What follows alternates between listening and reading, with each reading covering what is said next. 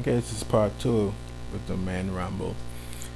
And you can say, well, the man should be responsible, and man should do this, that, and the other, and whatever. But that's another thing about men.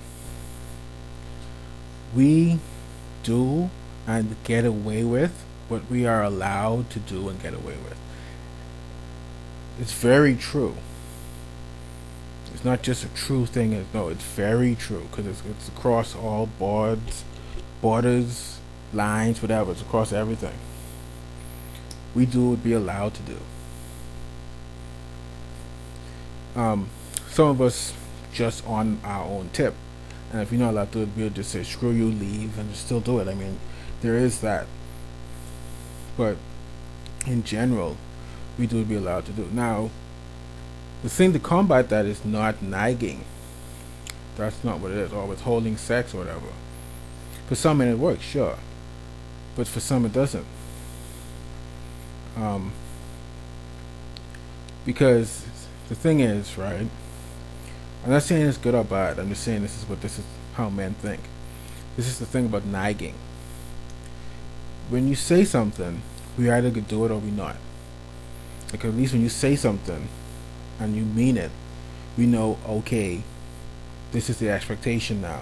This is this chameleon now. This is what I need to become. Alright? Now I gotta it's binary, either will or won't.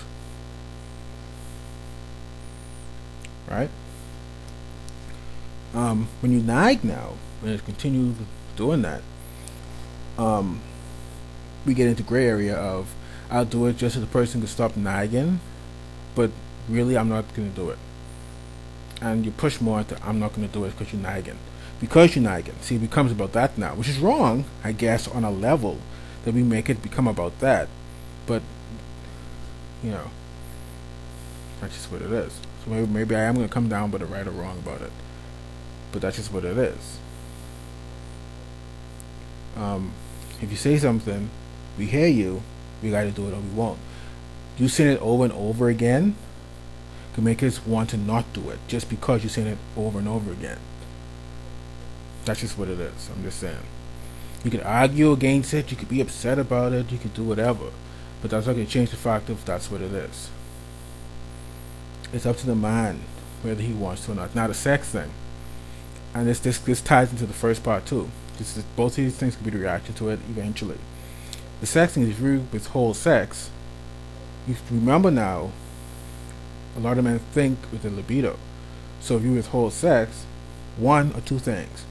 One, they can do what you want just to have sex again, not because they care about what you want or whatever. Because when you start using something that's supposed to be an expression of love as a thing of ransom, it cheapens that, and it cheapens you, and it cheapens the guy in the process. So he doesn't care anymore. It's like, oh, okay, well, it's just a thing now. I want that thing. I'm gonna do whatever it is to get that thing. That's gonna start to crumble the relationship. The other thing is, and this goes back to the nagging too. If you nag all the time, or if you withhold sex, he's gonna find someone who doesn't do those two things. They exist a lot. Because it always starts out good. Everyone chill, everyone relax, and then we get to know each other, then things clash and da da da.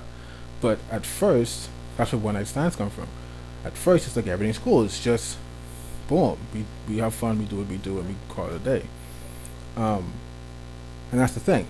It's like there's no ace in the hole that a woman really has over a man at the end of the day. At the very end. Because he can get what he wants, regardless. Once again, you can fight against it, whatever. But there's always, especially if it's a good man. See, this is the thing. If it's a good man, right, or at least one that's desirable by many, because he's gonna find a female receptive to him. That's just what it is. So, it's stuff to keep in mind. A man will do anything for the person he loves. That's the thing about it. The minute you start cheapening the love, he checks out. Remember, we keep it simple. It's like I want these. Remember those like 4 or 5 things I mentioned? I want those things. If something getting away with it, I either fight it, because we're men now. I gotta fight it to make it go away, or I can just politely sidestep it and get it somewhere else. That's 2 options. There's nothing really else in there. Or you could talk about compromise. Yeah, the compromise is getting pieces of the thing you want by doing a little bit of the things you're supposed to do or wanted to do or whatever the hell it is. It's the exact same thing in pieces instead of in whole. That's all compromise is. That's all compromise is.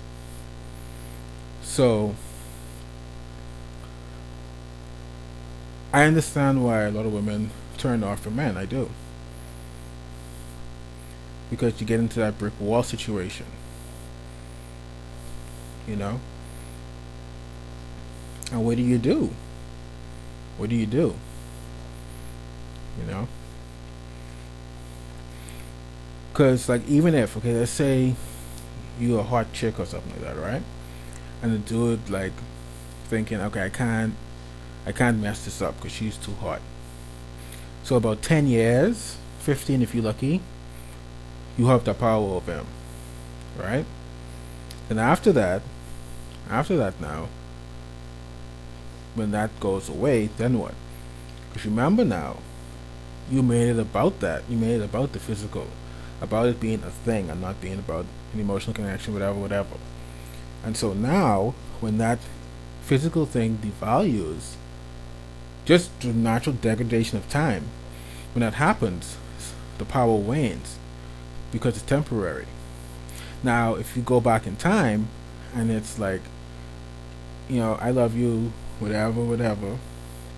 I want you or I need you to do this, that, and this for me, and you say why and stuff, just a normal human conversation.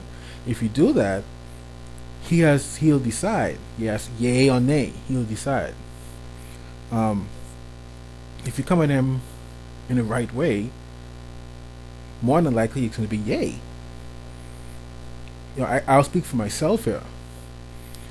If the woman I'm with and I love and stuff come to me in a loving way and say, I need you to do whatever it is, I am very much inclined to do that for her because I love her, and that love will stay. That's until y'all die. So, see, after talking about power, that's power in a way, but it's natural. It's not vindictive. It's not malicious. It's not even conscious. It just is. It's like energy. It just is. It takes different forms, but it's still at the core of it that same energy. And I think that's where we fall off. And like men too, like we're talking about men. Like, yeah, for the average guy, it's physical. Sure. Okay, cool. Over time, it's like, wow, this chick's actually awesome. I can't envision my life without her. When that happens, the woman wins. He's not going to go anywhere. Why would he? What does he have to gain when he becomes that? And we're talking about this is all things being equal now. This is a good guy. This is not, Joe Schmo. This is a good guy. Because the rules all out the window when the dude not good. And see, this is the thing. You have to strive to get a good guy. Not a hot guy, not a rich guy, but a good guy. This is the thing. But yeah, it's simple, but it's not, because we have to get past ourselves. Because think about it. I mean, up until we,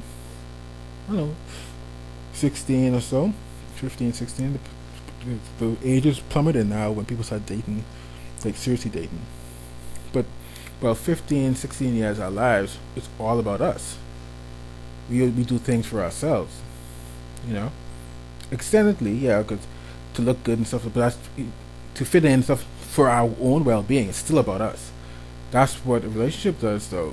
It changes everything. It flips the script on you. It's like you care about this other person. You doing things for this other person. This person doing something for you. You see, and that's what changes. As long as that's going on, a lot of things can be worked through. A lot of things don't go away, but they can be worked through and worked on. That's the thing. You know, a man being whatever you need to be and saying what you need to say, need him to say, that's not a bad thing.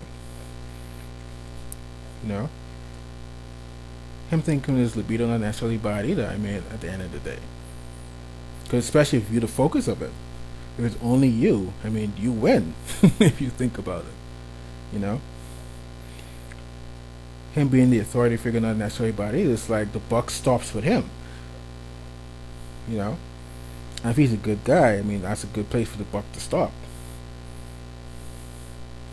You know, and he's not gonna do things just off of himself. It'd be with your interest, your best interest, not just your interest, your best interest at heart. Because he's living for you while you live for him. So he's thinking about you. Just saying. You know, we have to get past ourselves. We have to get past ourselves. That's a big thing. There's joy. I always say this. There's joy, man. There's joy out there. We need to get past ourselves to get it. Later.